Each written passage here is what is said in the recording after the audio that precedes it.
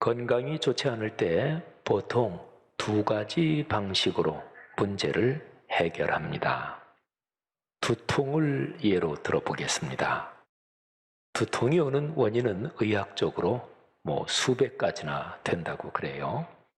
근데 두통이 어느 정도 이상으로 심하면 생활하기가 힘드니까 우선은 진통제를 먹습니다. 머리의 통증이라는 증상은 일단 해결될 수 있습니다. 증상을 해결하는 대증요법이고 또 현상적 해결이지요. 그러나 더 근본적으로는 두통의 원인이 무엇인지를 찾아내서 그것을 해결해야 합니다. 정신적으로 신경 쓰는 일이 많아서 생긴 것이라면 생활의 문제들을 정리하며 정서적 안정을 취해야 하겠지요.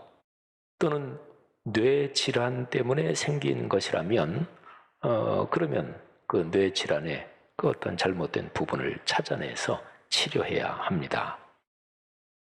현상적인 해결이 중요합니다만 더 중요한 것은 근원적인 해결, 문제의 뿌리를 찾아내서 그것을 해결하는 것입니다. 건강뿐 아니라 사람 사는 일에서 발생하는 모든 문제에 이와 같은 방식을 적용할 수 있습니다. 문제를 살피면서 증상과 현상에 대처할 뿐 아니라 문제의 근원을 찾아내어 치유하는 것입니다. 신약성경 사도행전에 보면 예루살렘 교회에서 문제가 발생했는데 바로 이런 방식으로 문제를 해결합니다. 그 모습이 사도행전 6장 1절부터 7절에 기록되어 있습니다. 어려운 과부들을 돕는 구제 재정을 공정하게 집행하지 못해서 예루살렘 교회에 문제가 생겼습니다. 베드로를 비롯한 12사도가 두 가지 방식으로 문제를 해결합니다. 자, 첫 번째는 현상적인 해결입니다. 사도행전 6장 3절과 5절에 그 내용이 나옵니다. 진실하고 공정하게 구제 재정을 관리하고 집행할 집사님들을 세웁니다. 사람을 뽑는 기준이 성령과 지혜가 충만해서 다른 사람들에게 칭찬받는 사람, 이게 기준입니다. 그러니까 내 이익과 나를 중심한 친소관계를 중심으로 일을 처리하지 않고 주님의 뜻에 따라 신앙적 명분에 맞게 일을 처리할 사람을 뽑는다, 이런 뜻입니다. 이로써 기독교 역사에서 최초로 7명의 집사님들이 안수해서 그래서 세워집니다. 자, 예루살렘 교회는 이제 현상적인 해결 말고 이 발생한 문제를 근원적으로 해결합니다. 자, 구제 재정이 공정하게 집행되지 못해서 원망과 갈등이 발생했는데 이제 그 상황을 깊이 있게 살피는 거예요. 왜 이런 일이 발생했을까? 이 문제가 발생한 뿌리, 뒤에 숨겨진 원인이 무엇일까? 이거를 살피는 거죠. 오순절에 임하신 성령의 능력을 받은 공동체가 예루살렘 교회입니다. 그러나 거기에도 개인적인 욕심을 부리는 사람이 있었고 자기와 가까운 사람들을 더 편파적으로 챙기는 사람들이 있었고 그러므로서 공교회의 질서를 무너뜨리는 사람이 예루살렘 교회에도 있었습니다. 대개 이런 종류의 사람은 크게 나누면 둘로 나눌 수가 있어요. 하나는 신앙이 미숙해서 그런 사람들입니다. 그런데 또 하나는 신앙생활을 오래 한 사람들 중에서 신앙을 잘못 배우고 그래서 비뚤어진 방향으로 교회 생활이 굳어진 그런 사람들도 있습니다. 베드로를 비롯한 사도들이 이 문제를 깊이 살피고 또 기도도 많이 했겠지요. 하나님, 어떻게 교회에서 이런 문제가 발생했는데 이 문제가 도대체 어디에 뿌리가 있는 것입니까? 기도하고 문제를 살피다가 드디어 그 문제의 뿌리를 발견합니다. 말씀 사역이 약해졌구나. 이게 바로 문제의 뿌리였습니다. 근본 원인이었던 거죠. 말씀 사역이 약해졌다. 어느 틈에가 모르게. 그래서 이것을 해결해야 발생한 문제가 근원적으로 해결되는 것입니다. 사도행전 6장 2절과 4절에 근원적으로 문제를 해결하는 그 내용이 기록이 되어 있어요. 현상적 해결은 3절과 5절이라 그랬죠. 성령과 지혜가 충만해서 칭찬 듣는 사람 7명을 뽑아서 집사님으로 세웠고, 그분들한테 재정을 맡기니까 공정하게 집행하잖아요. 이게 현상적인 해결입니다. 그런데 2절과 4절 여기에 보면 근원적인 해결, 그 상황이 기록이 되어 있어요. 자, 2절과 4절이지만 가운데 있는 3절까지 같이 넣어서 한번 흐름을 보겠습니다. 2절, 12사도가 모든 제자를 불러 이르되 우리가 하나님의 말씀을 제쳐놓고 접대를 일삼는 것이 마땅하지 아니하니. 3절, 형제들아 너희 가운데서 성령과 지혜가 충만하여 칭찬 듣는 사람 7을 택하라. 우리가 이 일을 그들에게 맡기고. 그리고 이제 4절, 우리는 오로지 기도하는 일과 말씀 사역에 힘쓰리라 하니. 아멘. 여러분 여기 보면 2절에 접대를 일삼는다 하는 표현이 나오죠. 근데 헬라어 원문을 직역하면 식탁의 섬김, 이렇게 번역할 수 있습니다. 접대, 그게 헬라어에서 식탁이란 단어가 트라페조라고 발음하는데 그 식탁의 섬김, 원어를 직역하면 그렇습니다. 그렇다면 2절에서 두 가지가 대비됩니다. 비교가 됩니다. 하나님의 말씀, 그리고 식탁의 섬김. 그런데 하나님의 말씀이 언제부터인가 약해졌고 식탁의 섬김, 여기에만 온통 신경을 쏟게 됐다, 그런 얘기죠. 근데 하나님의 말씀과 관련된 것이 4절에 가보면 좀 더 구체적으로 나옵니다. 기도하는 일과 말씀 사역, 이렇게 표현되어 있죠. 근데 이 표현을 헬라어 원문에서 직역하면 기도와 말씀의 섬김, 이렇게 직역할 수 있습니다. 자, 기도와 말씀의 섬김. 그러니까 말씀 사역, 거기에는 기도, 말씀, 이게 들어있다는 거죠. 근데 기도, 말씀 둘 중에서 말씀이 더 넓은 개념이고 기도는 말씀에 포함됩니다. 말씀은 하나님께서 우리에게 주시는 거죠. 그리고 기도는 그 하나님의 은혜를 받고서 우리가 하나님께 올리는 게 기도인데, 기도의 근본적인 내용은 말씀에서 주신 은혜대로 순종해서 살 힘을 주십시오. 그 말씀이 성취되게 해 주십시오. 이래서 기도하는 거니까. 그러니까 말씀, 기도 둘 중에서 말씀이 근본적이요, 말씀이 더 큰 범위요, 기도는 말씀에 포함되는 거죠. 자, 그러면 2절, 3절, 4절 이 문맥의 흐름에서 볼 때 두 가지가 서로 비교됩니다. 말씀의 섬김, 그리고 식탁의 섬김. 헬라어 원문으로 보면 섬김, 아까 제가 디아코니아 이렇게 말씀드렸는데 말씀은 헬라어로 로고스라고 발음합니다. 우리에게 성도님들은 이거는 다 아시죠? 우리에게 건물, 전면, 좌측 제일 꼭대기에 보면 로고스 라이프 이렇게 써 있죠. 그 로고스가 말씀이란 뜻입니다. 식탁은 헬라어로 트라페조라고 발음합니다. 자, 교회의 두 가지 큰 사명이 여기 있습니다. 로고스의 디아코니아, 그리고 트라페조의 디아코니아. 그러니까 말씀의 섬김, 그리고 식탁의 섬김입니다. 보통 많이 쓰는 말로 하면 말씀 사역, 그리고 구제 사역. 이 두 개가 교회의 양대 사명입니다. 말씀 사역은 전통적인 용어로 말한다면 전도 또는 선교. 전도나 선교는 말씀을 전하는 거지요. 그리고 말씀대로 사람들이 예수 그리스도를 믿고 구원을 받게 하는 거지요. 그러니까 이게 말씀 사역입니다. 구제는 오늘날 더 많이 쓰는 표현으로 하면 사회 봉사. 요즘은 이 표현을 더 많이 쓰죠.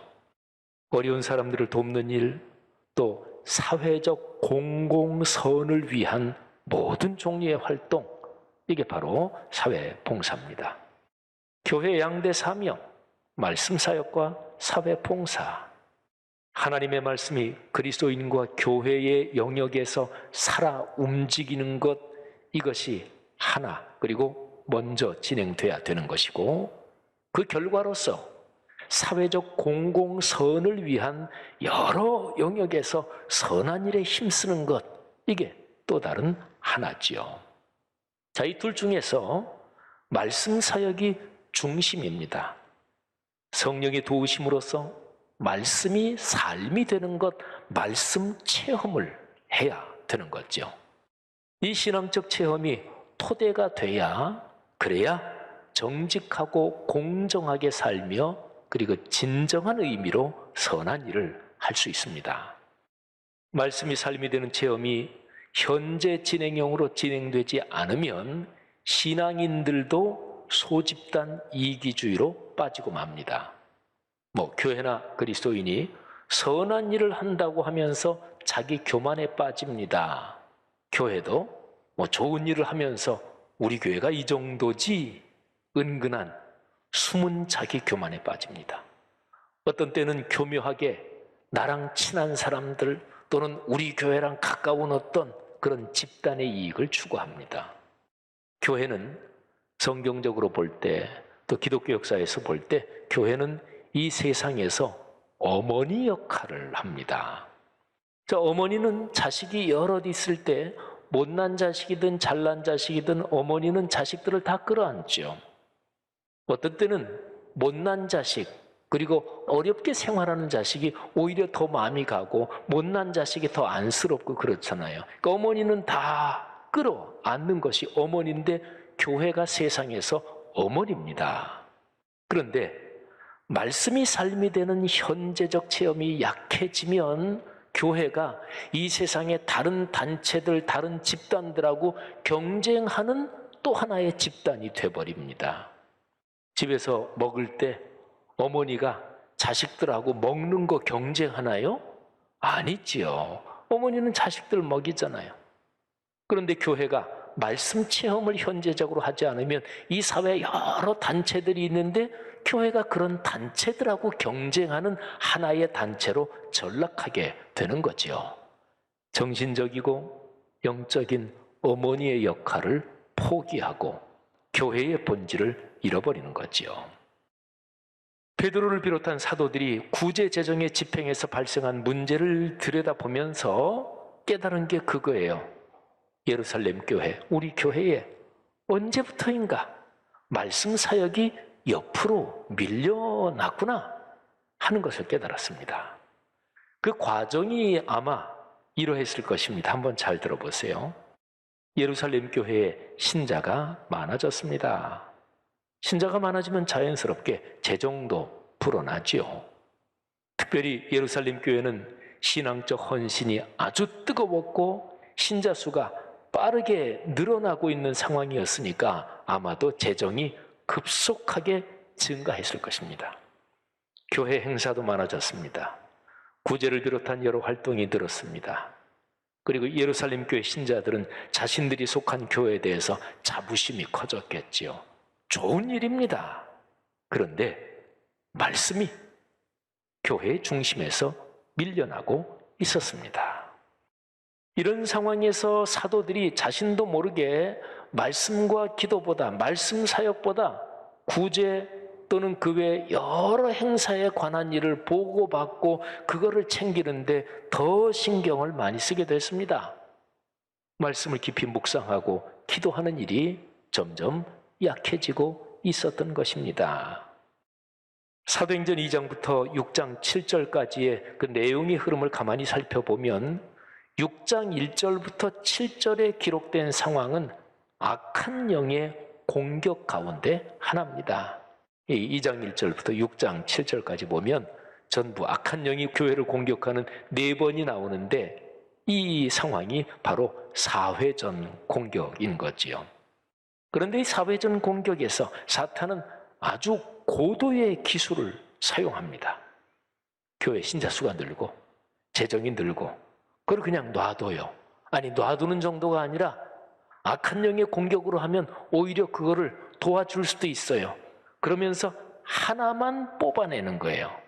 말씀이 삶이 되는 것. 요 하나만 뽑아내고 요것만 서서히 무너뜨리는 거예요. 그러면 신자 수가 많아지고 교회가 늘어나는 게 사탄한테 도움이 되는 거예요. 말씀 사역이 약해진다. 이거는 성령의 역사가 약해진다는 것과 같습니다. 성령은 말씀의 영이죠. 성령과 말씀은 서로 맞물려 있습니다. 성령이 오순절에 임하시고 그리고 현존하심으로써 말씀이 살아 움직이는 그것이 바로 교회가 탄생한 심장이었고 또 교회가 계속 존재하는 이유입니다. 66권 성경 말씀을 묵상하고 묵상에서 깨달은 대로 사는 것이 약해지면 유사 성령 현상이 판을 칩니다. 사이비 성령 현상, 초자연적인 종교 현상, 초자연적인 어떤 체험들은 해요. 그런데 그 체험한 사람의 삶은 여전히 이기적입니다. 하나님의 말씀과 제대로 연관되지 않습니다. 성령 체험이라고 주장하는 것들이 성경적 공교회성, 공교회, 그리고 사회적 공공선과는 별로 상관이 없어요. 성령 충만, 어떤 은사 받았다는 사람들이 교회에서 스스로 그냥 편을 짜고 편만 가르고 그리고 사회에서 소금과 빛으로 사는 데는 전혀 상관도 없고 유사 성령 현상이에요. 그러면서 교회의 신자들은 잘못된 신앙에 길들여집니다. 그 사회에서 통상적으로 사용하는 잘못된 수단, 방법을 신앙인들도 똑같이 사용합니다. 나와 내 가족이 돈 많이 벌고 사회적으로 출세하기만 하면 복이라고 착각합니다. 그 방법과 과정이 어떻든 상관하지 않습니다. 그러다 보니 그리스도인의 사회 윤리적인 기준이 세상 사람들과 조금도 다를 바 없게 되는 거죠. 이런 상황에서 교인 수는 계속 많아질 수 있습니다. 종교 문화 현상으로 보면 또 기독교 역사로 보면 이런 상황이 얼마든지 있을 수 있고 또 그런 경우가 많았습니다. 그러니까 주변에 예수 믿는 사람이 많아집니다. 그 신앙인들이 직장이나 사회 영역에서 이런저런 고위직에 오릅니다. 우리나라에서는 80년대 중반 후반에 기독교가 급속하게 성장했습니다. 바로 이런 상황이에요. 내 앞에 뒤에 친척 보니까 다 예수 믿는 사람들이야. 또 내 직장 상사들도 예수 믿는 사람들이야. 그런데 그렇게 출세하는 과정에서 정당하지 못한 방법을 사용했지만 그것이 하나님 보시기에 잘못이다. 이런 얘기는 교회 생활하면서 전혀 들어보질 못했어요. 그러면서 자신의 삶이 하나님이 주신 복이라고 착각합니다. 착각이 굳어지고요. 교회가 방법이 어떻든지 간에 지금 사회적으로 출세한 사람들을 교회가 두둔하고 설교에서도 그 사람이 어떻게 돈을 모았든 어떻게 권력을 가졌든 방법은 상관하지도 않고 지금 돈 많이 가진 사람, 지금 권력의 높은 자리에 오른 사람들을 설교에서도 계속 정당화시켜줍니다. 그런 사람들이 그렇게 잘못 배운 신앙인데 열정은 있어서 부지런히 전도합니다. 말씀에 따라 내 삶이 예수님 모습을 닮아 변한다. 사회의 소금과 빛으로 산다. 여기에는 관심이 없고요. 사람들을 교회 등록시켜서 교세를 불리는 것, 이게 축복이다. 이렇게 배웠으니까 그런 데 힘을 쓰는 거예요. 이렇게 교세가 증가하면 어느 정도 시간이 지나면서 결국 이제 문제가 터지기 시작합니다. 사회에서 비리가 발생할 때 그리스도인들이 연루되는 일이 많아집니다. 처음에는 이런 일이 뉴스거리가 되다가 나중에는 그냥 덤덤해집니다. 기독교인이 사는 방식이나 가치관, 신앙인이 아닌 사람들이 사는 거하고 똑같지 이런 게 완전히 일반화됩니다. 그러면서 교회는 점점 더 사회적 신뢰를 잃어갑니다.